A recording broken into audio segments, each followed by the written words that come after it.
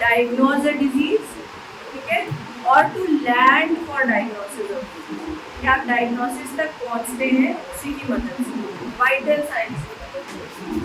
फिर normal resting blood pressure कितना होता है? 125 मिलीमीटर ऑफ मर्क्यूरी, ठीक है।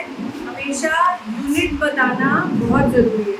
अगर आपने यूनिट नहीं बताई तो आपका कोई फायदा नहीं है कि आपने मेजर किया और उसको लिख दिया। तो एक पार्ट जो हमने पल्स के टाइम पढ़ा था कि हेल्थ केयर प्रोफेशनल क्या करता है, उसको मेजर करता है और फिर उसको क्या करता है, डॉक्यूमेंट भी करता है।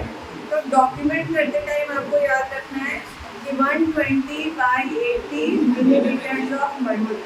जब आपने मिलीमीटर ऑफ मर्क्यूरी लिखा तो मुझे पता है आपकी फाइल से कि आपने उसका बीपी चेक किया और उसका बीपी कितना आया, ठीक है। तो कभी भी गलती नहीं करना, याद रखो जब भी बीपी डॉक्यूमेंट कर रहे हो तो मिलीमीटर ऑफ मर्क्यूरी लिखना जरूरी है, ठीक है।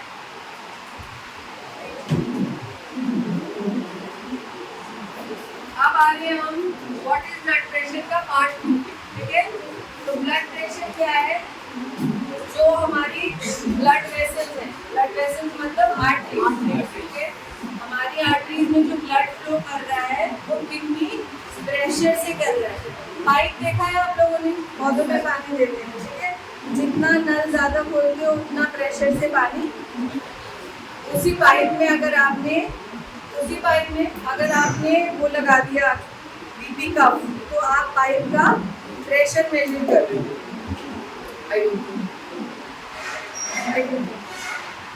तो आप पाइप का प्रेशर मेजर कर लो, ठीक है। इसी तरह आपकी बॉडी में ये आर्टरीज है जो कि ब्लड की पाइप्स है, तो आप उन्हीं पाइप पे वो कप लगा रहे हैं और उसका प्रेशर मेजर कर रहे हैं, ठीक है। तो बेसिकली जो आपकी बॉडी में ब्लड सर्कुलेट हो रहा है उसको मेजर करते हैं, उसको कहते हैं हम ब्लड प्रेशर, ठीक है। Most of the blood pressure result due to pumping of the heart. अब ब्लड प्रेशर कैसे आ रहा है?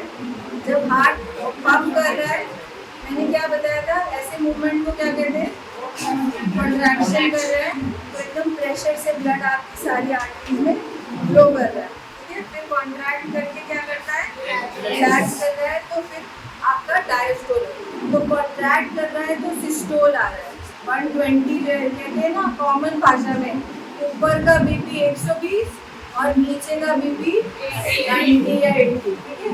जब आपने, तो अब आपने ऊपर नीचे नहीं बोलना, अब आपने बोलना है और डायस्टोलिक, ठीक है। अगर हम नॉर्मल भाषा में देखें तो यहाँ पे कौन सी आर्टरी होती थी? तो ब्रेकियल आर्टरी का हम प्रेशर मेजर करते हैं जब हम कफ आर्म में बांध रहे हैं, ठीक है। इसी तरह थाई का भी कफ आता है, पैर में भी आप कफ बांध के, थाई में कौन सी आर्टरी?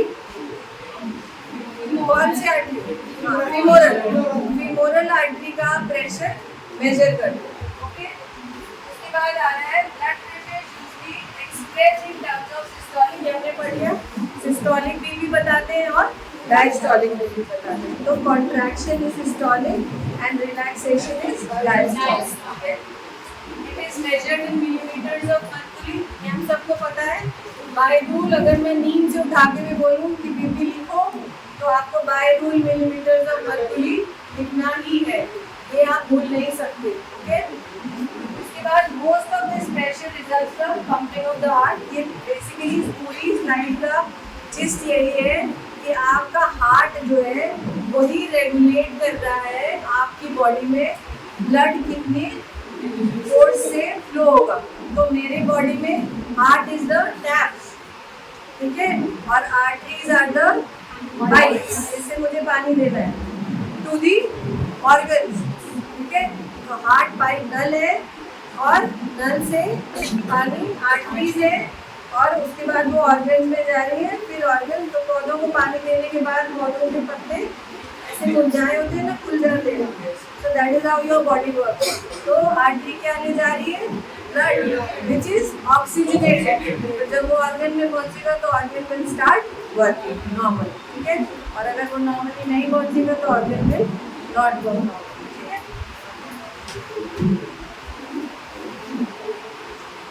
अब आ रहे हैं, जैसे हमने इंट्रोडक्शन में बात की थी कि हम फेजेस पढ़ेंगे। ओके, तो पहला फेज होता है जब हमने कफ बांध दिया पेशेंट को और हमने अब उसको बल्ब से इन्फ्लेट करना शुरू किया। ओके, तो पहले आता है साइलेंस, एक साइलेंस फेज होगा, कुछ भी सुनाई नहीं दे रहा है। ओके, आपने एक वैक्यूम क्रिएट किया हुआ है, कान में आपके स्टेथोस्कोप है और आपने शुरू किया पंप करना, देयर इज नो साउंड।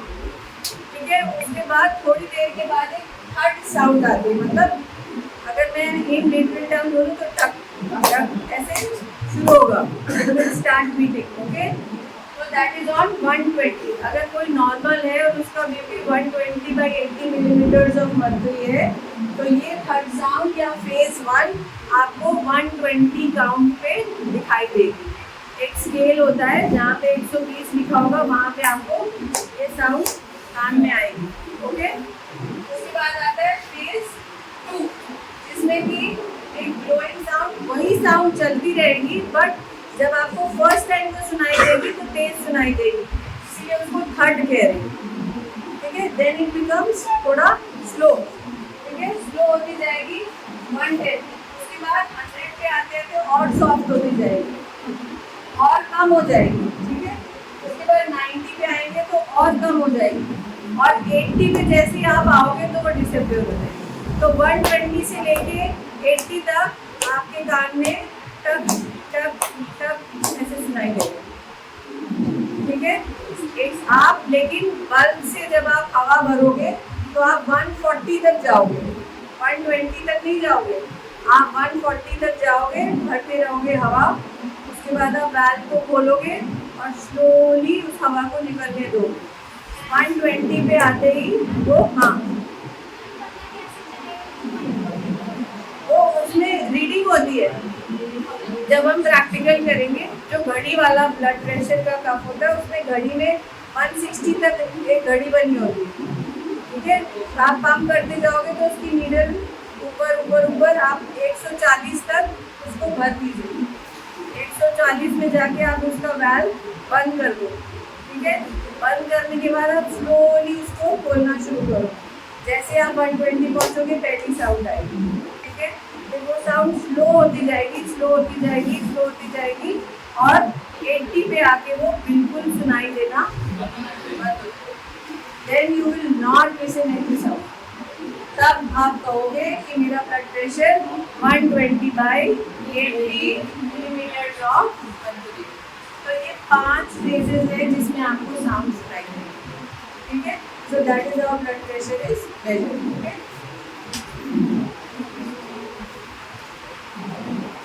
अब आ रहे हैं बहुत तरह के बीपी एपरेटस होते हैं।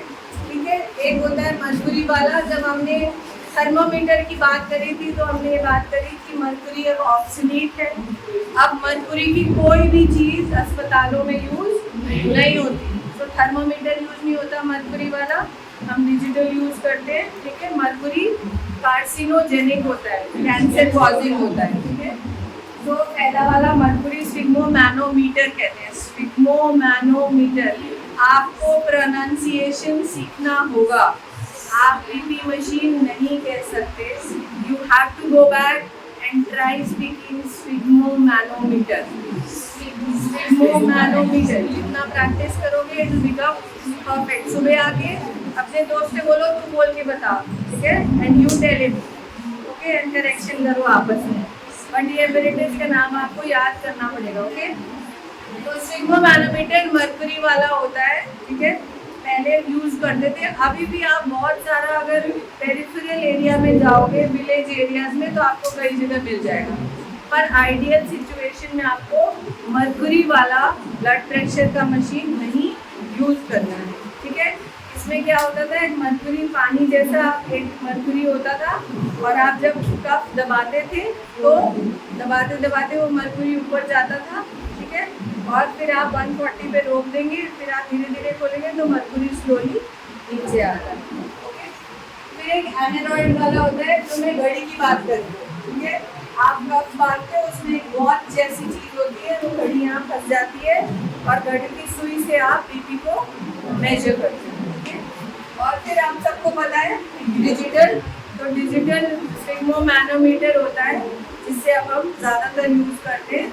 Everybody should have one BP machine, या तो एंड्रॉइड या फिर डिजिटल एट होम। ठीक है, जिनके पास नहीं है प्लीज़ रखो, बिकॉज ये कभी ना कभी इमरजेंसी में काम आ ही जाती है।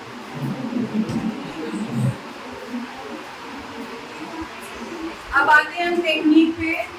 तो सबसे पहले हमें क्या करना है, अगर आप कर सकते हैं इफ पॉसिबल, तो आपको पेशेंट के आर्म में से कोई भी स्लीव या कुछ भी उसको हटा देना है। तो कोशिश ये करनी है कि आप डायरेक्टली स्किन पे कफ को बांधें, ना कि कपड़ों पे। ठीक है, अगर पॉसिबल है तो you should remove the cloth from the arm.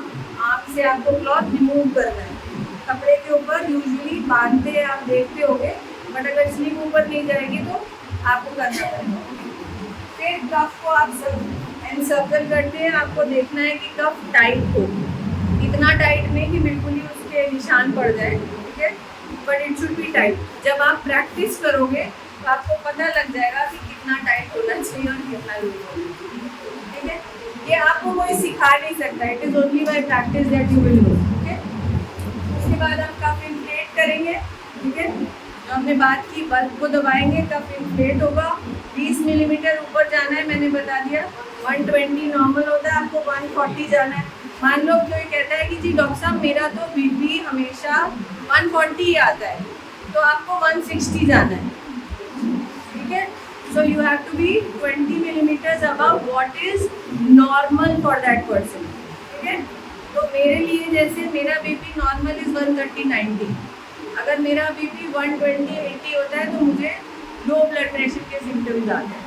ठीक है, तो फॉर मी, और मेरा बीपी जब भी लोगे 130/90 आएगा, so that is normal for me. So हमेशा आपकी फिजिक, आपके जेनेटिक्स, ठीक है, आपके खाने पीने, इन सब चीज़ों से भी, ये लाइफस्टाइल से भी फ़र्क पड़ता है कि आपका बीपी कितना, प्रेगनेंसी, है ना, बहुत सारी चीज़ें हैं जिसकी वजह से आपका बीपी क्या हो वो डिपेंड करता है। और हर इंडिविजुअल के लिए नॉर्मल अलग है, मगर मैक्सिमम लोगों में नॉर्मल इज 120/80, इसीलिए नॉर्मल कट ऑफ इज 120/80। तो मेजर बीपी, जब हम बच्चों का बीपी लेते हैं तो पीडियाट्रिक कफ लेना चाहिए। याद रखना, आप में से बहुत से हैं जो ओटी में काम करेंगे, फिर नीकू में काम करेंगे, न्यूनेटल आईसीयू होता है जो। ठीक है, तो इस पीडियाट्रिक आईसीयू में काम करेंगे, तो आपको ध्यान रखना है कि नहीं बड़ों वाला उठा के और बच्चे के बाल दिया तो कभी भी रीडिंग सही नहीं आएगी। ठीक है, तो पीडियाट्रिक में हमेशा पीडियाट्रिक कफ होता है और पीडियाट्रिक कफ से ही आपको मेजर करना होगा। ठीक है, ऐसे मैंने बता दिया। थाई में भी बीपी में कई सिचुएशंस है जब आपको लेग प्रेशर, लेग में आर्टरी का प्रेशर भी देखना होता है, जैसे ट्रॉमा वगैरह के केसेस होते हैं, तो उसमें आप थाई का कफ आता है, वो थाई कफ बांधते हैं और उससे बीपी मेजर करते हैं। प्रोसीजर सेम है, ठीक है, सिर्फ साइड बदल दें।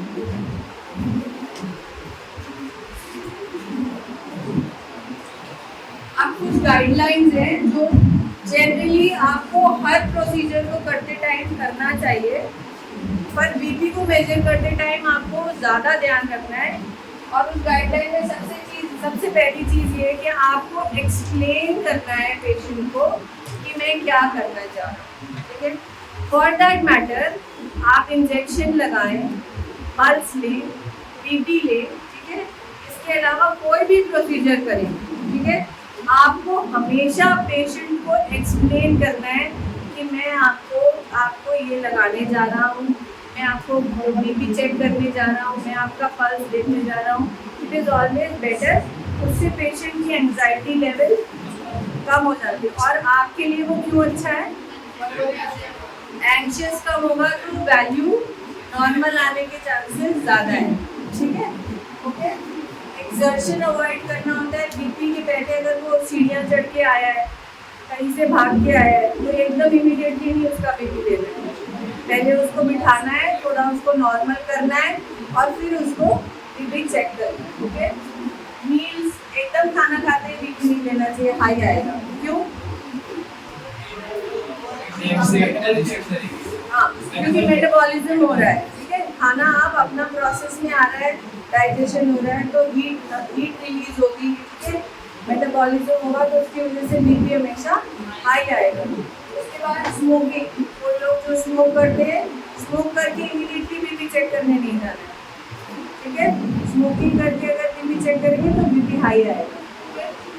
तो 30 मिनट्स का गैप होना चाहिए, अगर आपने ये सब चीज़ें की है तो 30 मिनट्स का गैप होना चाहिए। और तब आप, तो मान लो पेशेंट, आप इमरजेंसी में और पेशेंट आ गया, ठीक है, और उसने कहा जी मैंने अभी 2-2:30 बज गए और मैंने अभी मेरे को घबराहट हुई, मैंने बीपी लिया और हाई आया एकदम, तो आपको पूछना है कि तुमने खाना कितनी देर पहले खाया, ठीक है। तो every little thing in medicine is important. अगर उसने 10 मिनट पहले खाना खाया और तुम्हारे पास आ गया है और कह रहे हैं घबराहट हो रही है और तुमने कहा जी बीपी बढ़ा हुआ है, then it is no relevance, relevance नहीं हुआ, क्योंकि खाना ही है अभी। फिर आप उसको कहोगे नहीं आधा घंटा बैठो मैं दोबारा बीपी चेक कर लूँगा, अगर फिर भी बीपी बढ़ा हुआ है then it is a problem, हाँ, then it is a problem, ठीक है। उसके बाद हमेशा बीपी मेजर करने, आपके पास पेशेंट वॉकिंग कर रहा है, ऑब्वियसली कहीं से चल के आया होगा, ठीक है, तो आप उसको कहोगे आप 5 मिनट थोड़ा बैठो, लंबी सांस लो, मैं फिर आपका बीपी चेक करूँगा। बाय द टाइम आप क्या चेक करो, पल्स, ताकि 5 मिनट को रिलैक्स हो, ठीक है। उसके बाद रूम क्वाइट होना चाहिए, क्योंकि आपको कई बार सुनाई नहीं देगा, so you should prefer, although ये बहुत ही रिमोट चांसेस होते हैं, ठीक है, अगर आप गवर्नमेंट हॉस्पिटल या ऐसी किसी जगह काम कर रहे हो तो कभी भी रूम क्वाइट नहीं मिलेगा, तो आपको एक्सपर्ट होना पड़ेगा, ठीक है, बट प्रेफरेबल ये होता है कि रूम क्वाइट हो और वार्म हो, क्योंकि अगर ठंडे ज़्यादा कोल्ड रूम होगा तो भी ब्लड प्रेशर लो आने के चांसेस। उसके बाद आर्म जो है वो हार्ट के लेवल पे होना चाहिए। हार्ट आपकी बॉडी में किस साइड है, लेफ्ट साइड है, लेफ्ट साइड है, मगर थोड़ा सा मिड में है, ठीक है, और किस साइज का है, इस साइज का है, ओके। तो हमारे हार्ट के लेवल पे होना चाहिए हार्ट, ठीक है, और यहाँ पे क्या होती है हड्डियाँ, कौन सी हड्डियाँ, जैसे तो रिब्स से 90 डिग्री, ठीक है, रिब्स होती है, फिर मसल होती है, फिर रिब होती है, फिर मसल होती है, और रिब्स के बीच में जो मसल होती है उसको कहते हैं इंटरकॉस्टल मसल्स, ठीक है, तो उसके लेवल पे रख के और पैरेलल टू द हार्ट होना चाहिए।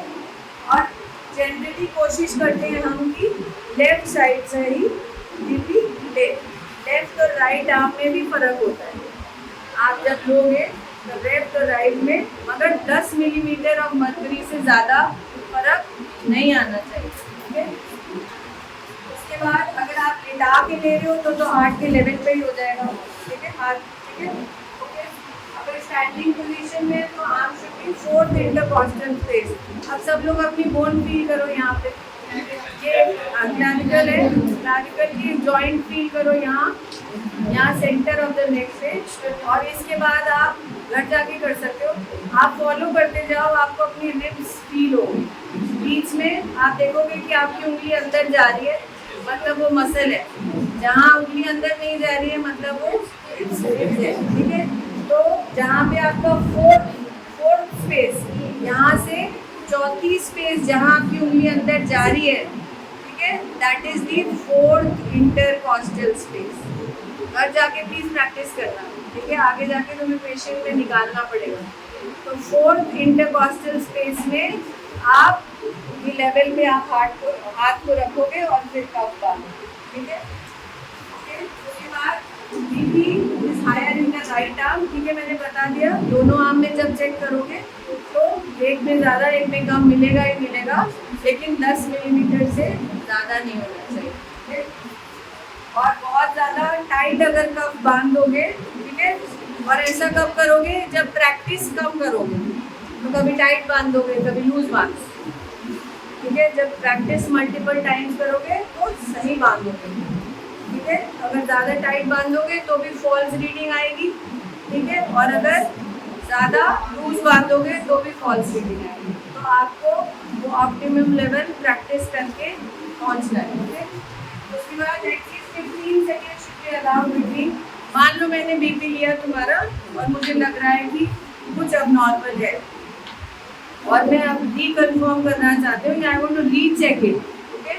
लेकिन ऐसा नहीं होना चाहिए कि मैंने अभी लगाया मैं तुरंत दोबारा भी ले रही हूँ। एटलीस्ट उसको थोड़ा गैप दो और 3 सेकेंड और फिर दोबारा मेजर करो। अगर कहीं भी डाउट आ रहा है कि हो सकता है रीडिंग गलत है या ज़्यादा क्यों आ रहा है, या कभी कभी आप पेशेंट आता है आप बीपी लेते हो 150 110, ठीक है, तो अब आप यू आर नॉट श्योर इतना हो सकता है नहीं हो सकता है, और जब आप इनिशियल डेज में होते हो हॉस्पिटल में ड्यूटी में तो आपको हर चीज़ अब नॉर्मल लगती है, क्या लगता है शायद मैं गलत कर रहा हूँ, तो दोबारा लो। हमेशा जब डाउट में हो तो दोबारा चेक करो, लेकिन गैप देके चलो, ठीक है। और कभी भी और भी चीज़ में, पल्स में, टेम्परेचर में, बीपी में, SpO2 में, whenever in doubt always recheck, ठीक है। सिर्फ ये नहीं कि हाँ मैंने सुन लिया और उसको डॉक्यूमेंट कर दिया, ठीक है। मैंने बता दिया था पल्स वाली क्लास में कि सिर्फ एक बीपी रॉन्ग होने से आप पेशेंट आपका OT टेबल पे मर सकता है, ठीक है।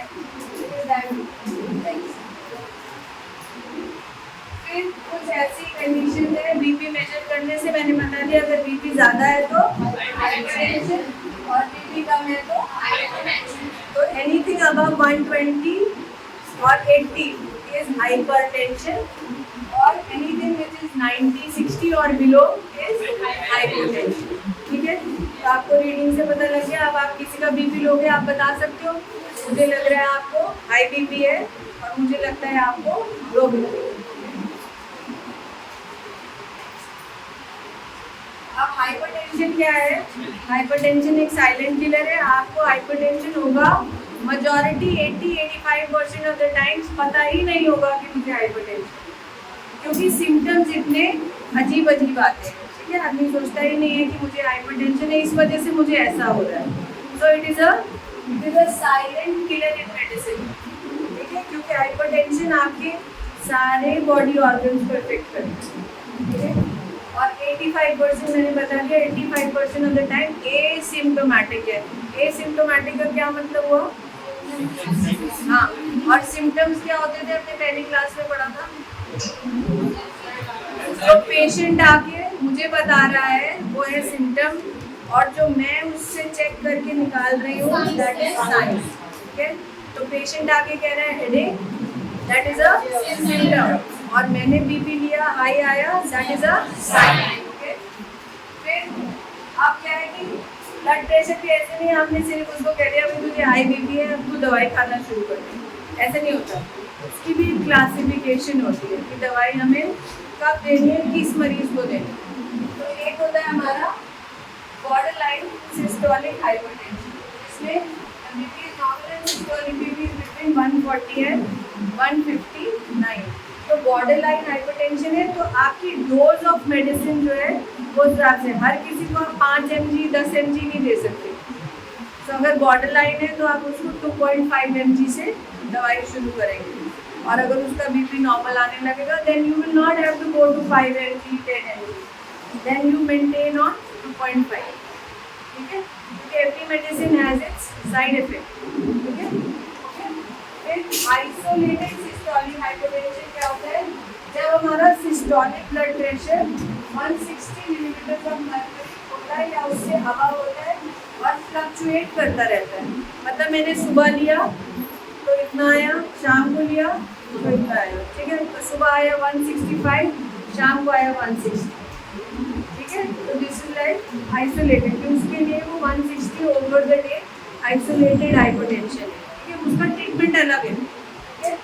फिर मैलिग्नेंट हाइपरटेंशन होता है, जैसे मैंने बताया कि कोई आपके पास मरीज आ रहा है, उसका बीपी 240 है, आपने कफ कर दिया 160 तक, ठीक है, नीचे आया आपको ना 160 पे कुछ सुनाई दिया, ना 50 पे, ना 40 पे, ना 20 पे, मतलब BP systolic has to go 160 से ही सुनाई, सॉरी, अगर आपने बीपी लिया मैलिग्नेंट केस में 160 पे भी आपको सुनाई दे रहा है, ठीक है। फिर आप और इन्फ्लेट करते हो 170 पे भी सुनाई दे रहा है, ठीक है, तो दैट इज मैलिग्नेंट, ओके। जब 160 से ऊपर, अब मान लो आपको सुनाई दे रहा है, पेशेंट कह रहा है मुझे 10 साल से हाई बीपी है, तो उस केस में आप 140 नहीं 160 भी जाओगे, 170 भी जाओगे, उसकी पुरानी रिपोर्ट्स भी देखोगे, कि पुरानी रिपोर्ट्स में शायद 180 आ रहा था, ठीक है। तो आपको ये सारी चीज़ें, सारा पैरामीटर देखते हुए चलना होगा, ठीक है।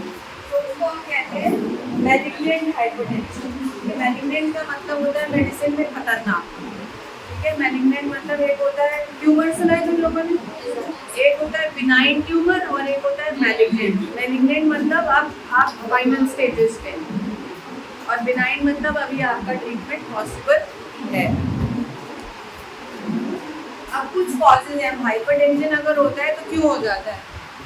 एक सबसे कॉमन कॉज है जिन लोगों को नमक ज़्यादा खाने की आदत है, ठीक है, उनको ब्लड प्रेशर होता ही होता है, चाहे पतला हो मोटा हो, जैसा भी हो, लंबा हो नाटा हो, जो मर्जी। अगर आपको आदत है सैलेड में ऊपर से नमक डाल के खाने की, ठीक है, तो हमेशा जो सॉल्ट कुकिंग में यूज़ हो रहा है उससे ब्लड प्रेशर नहीं होता अगर आप ज़्यादा सॉल्ट नहीं डालते अपनी सब्जियों में, ठीक है। लेकिन जो आप टेबल सॉल्ट खाते हो, है ना, चाट मसाला ऊपर से डाल के, ये सब जो खाते हो, दैट इज हार्मफुल, ठीक है। तो ये नहीं खाना है आपको। वॉट एवर सॉल्ट आपकी कुकिंग में यूज हो रहा है आपको उतना ही खाना है। You don't have to put ऊपर से। वॉट एवर आप ऊपर से डाल के खा रहे हो is dangerous for you, is dangerous for your health, is dangerous for your heart, ठीक है। तो याद रखना, chaat masala and all these amount कम होना चाहिए, ठीक है। राइट, सॉल्ट हो गया। ओबेसिटी, ठीक है, ओबेसिटी हम अलग से पढ़ेंगे। Obesity is overweight. कोई ओवरवेट होता है तो उसके चांसेस, ऐसा नहीं कि हर मोटा आदमी को बीपी होता है, ऐसा नहीं है, but chances of having high blood pressure is high, okay. Smoking, smoking बहुत रिस्की है। If you are a cigarette, मतलब क्रॉनिक स्मोकर हो, आप चेन स्मोकर हो, तो बहुत चांसेस हैं कि आपका ब्लड प्रेशर हाई होगा और उसके कॉम्प्लिकेशंस आपको हो सकते हैं। तो anybody who does it, try to stop it. अगर कोई प्लानिंग में है तो वो भी ना सोचे उसको, ओके। फिर दूसरी बात है जेनेटिक्स, ठीक है। तो जेनेटिक्स, अगर मेरी मदर को हाइपरटेंशन था तो I have 90% of chances to have hypertension, ठीक है। तो जेनेटिकली भी ये पॉसिबल होगा। फिर आता है कोलेस्ट्रॉल। अगर आप लोग ऑब्वियसली अगर आप ओबीज हैं, मोटे हैं, ओवरवेट हैं, तो कोलेस्ट्रॉल लेवल ज़्यादा होगा। कोलेस्ट्रॉल क्या होता है, जाके आर्टरीज में जम जाता है। तो आपकी पानी देने वाली पाइप में अगर काई जम जाएगी तो ब्लड नहीं फ्लो कर सकता ना, नॉर्मल प्रेशर से नहीं जा सकता, ठीक है। So that will lead to, कहीं तेज जाएगा कहीं स्लो जाएगा, ओवर अब नॉर्मल प्रेशर से फ्लो करेगा, ठीक है। तो that will lead to blood pressure. उसके बाद है anger. Everybody has to work on it, ठीक है। तो आजकल लोगों को गुस्सा जल्दी आता है ना, कि जी ये नहीं हुआ तो गुस्सा आ गया, वो नहीं हुआ तो गुस्सा आ गया। तो कंट्रोल योर एंगर, बिकॉज अभी आप कंट्रोल नहीं करोगे तो later in life you will have blood pressure. फिर मेरे पास आओगे और मैं तुम्हें गोली दे दूँगी, ठीक है। So don't do that. Try to control your anger. हर किसी का अपना तरीका होता है। कोई 1 से 100 तक की गिनती करता है जब गुस्सा आता है, कोई 100 से 1 तक की गिनती करता है, कोई ओम नमः शिवाय बोलता है ना। सबका अपना तरीका है। यू डेवलप योर ओन, ठीक है, but you have to control your anger, because ये सिर्फ आपका नुकसान उसी टाइम भी नहीं कर रहा, ये लेटर ऑन इन लाइफ भी कर रहा है, आपका बीपी बढ़ा, ठीक है। फिर स्ट्रेस लेवल, जो ऑब्वियसली एग्जाम्स है, ओके, जॉब लेनी है, अच्छा करना है, ठीक है। तो स्ट्रेस लेवल, बट स्ट्रेस आपको ज़्यादा नहीं लेना होता है। आपको अपनी लाइफ में, हर किसी की लाइफ में स्ट्रेस है, यू कांट अवॉइड इट, लेकिन आपको स्ट्रेस को मैनेज करना सीखना हो, ठीक है, सो दैट आप ब्लड प्रेशर जैसी बीमारियां आपको ना पकड़े, ठीक है। And then hormone imbalance. तो हार्मोनल इम्बैलेंस जैसे प्रेगनेंसी में हो जाती है, ठीक है। देयर आर सर्टेन टाइम्स, जैसे किसी में फीमेल्स में ज़्यादा होता है, कभी प्रोजेस्टेरॉन ईस्ट्रोजन इनका इम्बैलेंस हो जाता है, मेल्स में टेस्टोस्टेरोन वगैरह का इम्बैलेंस हो जाता है। तो ये इम्बैलेंस होने की वजह से भी ब्लड प्रेशर हो सकता है। उसके बाद कुछ इफेक्ट्स हैं, हमने जैसे फर्स्ट में ही बता दिया मैंने कि ब्लड प्रेशर सारी बॉडी, मतलब आपके आँखों से लेके, लंग्स से लेके, लीवर से लेके, किडनी से लेके, बोन से लेके, everything is affected by blood pressure. तो अगर किसी को ब्लड प्रेशर है तो उसके सारे ऑर्गन जो है इफेक्ट होंगे अगर तो कंट्रोल नहीं करेगा, ठीक है। तो आंखों में तो ब्रेन की बात करें तो डिप्रेशन, एंजाइटी हो सकता है, ठीक है। उसके बाद हार्ट डिजीज हो सकता है, सेक्सुअल प्रॉब्लम्स हो सकते हैं, बहुत सारे ऐसी चीज़ें भी हो जाती है। बोन लॉस होने लगता है क्योंकि सोडियम कंटेंट आपके बोन से रिलेटेड है, बोन है से। किडनी डिजीज, किडनी फेलियर हो जाता है, बहुत कॉमन है ब्लड प्रेशर में, okay. And loss of vision है, आपकी जो आँख में रेटिना है जहाँ से आपको विजन, जहाँ से आप देख पा रहे हो, रेटिना पे इफेक्ट करता है और विजन लॉस हो जाती है। देन स्ट्रोक होता है, आप लोगों ने सुना होगा ना कि किसी को लकवा लग गया है ना, तो पैरालिसिस हो गया, ओके, हेमीप्लीजिया एक साइड का, ठीक है, चारों हाथों पैरों का। तो वो स्ट्रोक से, क्योंकि उसके दिमाग में या तो कोई नस फट गई, ठीक है, या किसी नस में क्लॉट फंस गया, ठीक है, in that condition that is stroke. और उसका मेन रीजन होता है हाई ब्लड प्रेशर, ओके। और हाइपरटेंशन के साइंस एंड सिम्टम्स क्या होते हैं? डिजीनेस होता है, हमने पढ़ा डिजीनेस क्या होता है? डिजीनेस मतलब चक्कर आना, ठीक है। इररेगुलर हार्ट बीट जब आप स्टेथोस्कोप से सुनोगे तो इररेगुलर मिलेगी, मतलब आएगी, फिर बीच में मिस हो जाएगी, फिर आपको सुनाई देगी, कभी तेज सुनाई देगी, कभी कम सुनाई देगी, ओके। नॉजिया होगा, नॉजिया हमने पढ़ा था, नॉजिया का मतलब वॉमिटिंग जैसा फील होता है, ओके। वॉमिटिंग हो सकती है, आदमी गिर सकता है चक्कर खा के। लो हाई ब्लड प्रेशर के साइन एंड सिम्टम में लो ब्लड प्रेशर भी है, क्योंकि जब आप उसको वॉमिटिंग, पेंटिंग ऐसी चीज़ें होने लगेंगी तो उसका बीपी लो हो जाए। और फटीग मतलब आपको हमेशा लगेगा कि मैं थका हूँ, ज़रा सी सीढ़ी चढ़ी और सांस फूलने लगी और मुझे थकावट हो गई, ठीक है। तो ये सारी चीज़ें लेके मरीज आएगा और आपको फर्स्ट कॉमन चीज़ क्या करनी है? सीटी चेक। ये नहीं हेडेक से आया तो बोले जाओ सीटी कराया हो हनुमान बालाजी में, ठीक है, ऐसे नहीं करना, क्योंकि सीटी कितने रुपए का होता है? कम से कम 4-5 हज़ार रुपये का सीटी, और ब्लड प्रेशर 50 रुपये में चेक हो जाता है। तो हमेशा जब मेडिसिन प्रैक्टिस करते हैं तो ये बोलते हैं कि कॉमन चीज़ें पहले सोचो। जब आपने बीपी देख लिया, आंखें टेस्ट करा ली, ये सब चीज़ें रूल आउट कर ली, फिर भी कुछ नहीं मिल रहा है, तब उसको कहो जाओ जी अब 4,000 रुपये खर्चा करो और सीटी करा के आओ, ठीक है। तो आपके अड़ोस पड़ोस में कोई आता है, जी बेटा मेरा सर दुख रहा है, तो आंटी 50 रुपये रख दो और बीपी चेक कर दो, ठीक है। तो आपकी अर्निंग शुरू हो गई। अब आ रहे हैं ट्रीटमेंट क्या है? आपको सॉल्ट कम खाना है, कितना खाना है? 6 ग्राम खाना है, या 1 टीस्पून, टेबल स्पून नहीं, टीस्पून। टेबल स्पून बड़ा होता है, टीस्पून छोटा होता है, ठीक है। तो एक आदमी को एक दिन में 6 ग्राम खाना है, सारा खाना मिला के, मोमो, चाउमीन, एवरीथिंग, ठीक है। So everything has to include 6 grams, ठीक है। और आपको वेट रिडक्शन करना है एवरीडे 30 मिनट्स ऑफ एक्सरसाइज से आपका वेट रिडक्शन। अगर आप 30 मिनट्स अच्छा एक्सरसाइज करते हैं तो you lose around half a kg of weight, okay. Smoking obviously एक रिस्क है, तो जो रिस्क फैक्टर्स हैं वो हमें हटाने हैं। स्मोकिंग बंद, अल्कोहल बंद, डाइट अच्छी खानी है, ठीक है। आप बनाना खाइए, उससे सोडियम कम रुकता है बॉडी में, तो जिनको हाइपरटेंशन है उनको बनाना खाना चाहिए। पोटेशियम होता है, हरी सब्जियां खाओ, उसमें पोटेशियम, मैग्नीशियम सारी चीज़ें होती हैं जो कि सोडियम को आपकी बॉडी से निकालने में हेल्प करती है, ठीक है।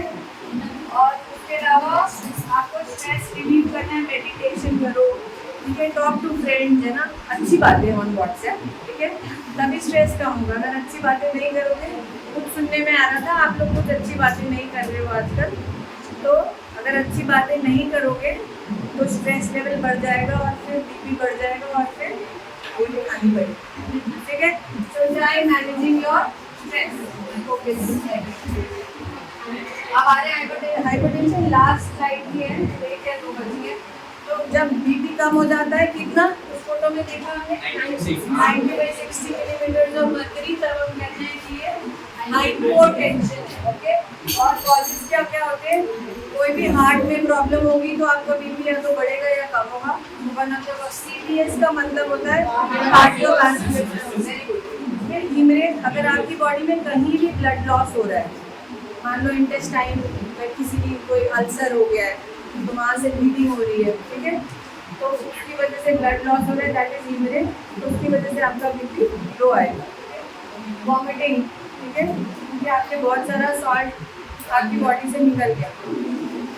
डायरिया, डायरिया में भी होता है, सॉल्ट निकल जाता है।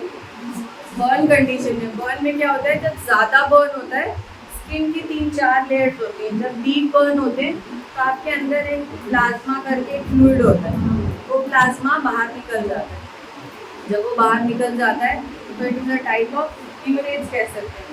ब्लड फ्लूइड लॉस हो रहा है, जब फ्लूइड लॉस, जहाँ भी फ्लूइड लॉस, ब्लड लॉस होगा तो नमक उसके साथ लूज होगा ही होगा, और नमक लूज हुआ तो हाइपोटेंशन होगा ही होगा, ठीक है। उसके बाद पेरिटोनाइटिस, पेरिटोनाइटिस इंटेस्टाइन की एक लेयर होती है, उसमें जब इन्फेक्शन हो जाता है, किसी भी वर्ड में अगर मैं आइटिस लगा देती हूँ तो इसका मतलब है कि इन्फेक्शन।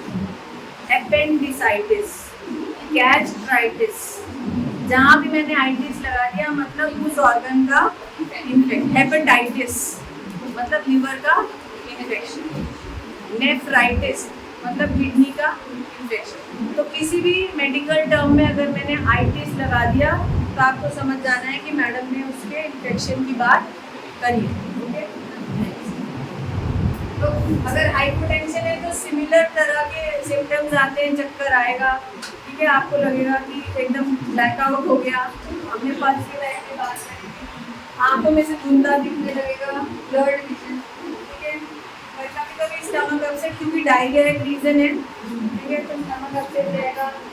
आदमी जब सांस लेगा ना तो ऐसे ऐसे लेगा, हाइपरटेंशन वाला मरीज नहीं लेगा, ठीक है, क्योंकि हाइपोटेंशन, ब्लड कम फ्लो हो रहा है, ऑक्सीजन कम है, तो इसलिए वो ऑक्सीजन लंग्स में ज़्यादा बचाने की कोशिश कर रहे हैं, उसको कहते हैं शैलो ब्रीदिंग, ठीक है। हाइपोटेंशन में वही है, देखो हाइपरटेंशन की बात करो या हाइपोटेंशन, जो जो कॉजेज हैं आपको उसको एलिमिनेट करना है। आप हो सकता है सॉल्ट इंटेक, कई लोग कहते हैं सेंधा नमक खाते हैं, ठीक है, सेंधा नमक में ऑप्टिमम अमाउंट ऑफ सॉल्ट नहीं है। तो अगर कोई खा रहा है आपके घर में कि मुझे सेंधा नमक इज हेल्दी और मुझे खाना चाहिए, एक्सेप्ट वो पीपल जब व्रत में खाते हैं तो खाने दो, पर अगर कोई डेली लाइफ में खा रहा है तो दैट इज़ नॉट एडवाइजेबल, क्योंकि आपका सॉल्ट लेवल वो कम कर रहा है, that is leading to constant hypotension, okay. गर्मी के मौसम में अल्कोहल, अगर कोई बहुत अल्कोहल इंटॉक्सिकेशन मतलब पूरी बोतल ही पी गया, बैठा हुआ पी गया, ठीक है, कुछ ऐसी ड्रग्स होती है, ठीक है, कुछ ऐसी मेडिसिन हैं जिनको खाने के बाद आपको हाइपोटेंशन हो जाती है, ओके। और बहुत ज़्यादा खाने के बाद भी हाइपोटेंशन हो जाता है। Let's just summarize. अब आपकी नॉलेज देखते हैं, बताओ कि नेम द इंस्ट्रूमेंट, जिसको आता है वो हाथ ऊपर करेगा, एक साथ इकट्ठे नहीं बोलेंगे। Name the instrument used to measure blood pressure. हाँ, स्फिग्मोमैनोमीटर। घर जाके प्रैक्टिस, नेक्स्ट टाइम मैं सबसे स्पेल करवाऊंगी, स्पेलिंग भी आनी चाहिए, okay. What is the normal blood pressure? 120। What is hypertension? हाँ जी, हाई ब्लड प्रेशर होगा, एंड जिसको हम कहते हैं 140-90 की रेंज में जब आएगा that is hypertension. What should you restrict when you have hypertension? क्या आपको रिस्ट्रिक्ट करना है? सॉल्ट की रिस्ट्रिक्शन करना। Of which artery blood pressure is measured? कौन सी आर्टरी? और गाइडलाइंस क्या थी? एक जना कोई खड़े होके बताएगा, मारू गाइडलाइन बताओ, क्या गाइडलाइन पढ़ी हमने? ब्लड प्रेशर मेजर करने के लिए हमने पढ़ा ना, ये चीजें करनी चाहिए किसी भी मरीज का बीपी मेजर करने से के टाइम। मानो तुम क्लास में थे तो फिर क्यों नहीं बता रहे हो? है? हाँ जी,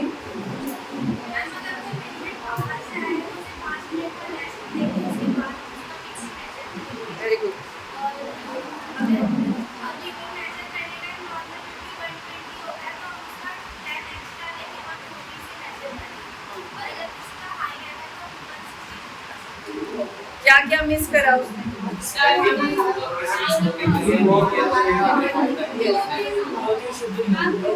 क्लोथिंग रिमूव होना चाहिए। कभी भी ट्राई मत करना, लोग करते हैं ऐसे कि हाथ आप ऊपर कर लो, यहाँ पे टाइट हो जाता है और यहाँ कफ बांध देते, वेरी गुड बेटो, यहाँ कफ बांध देते हैं, ऐसे नहीं करना क्योंकि आपने ऑलरेडी प्रेशर क्रिएट कर दिया है इसको टाइट कर।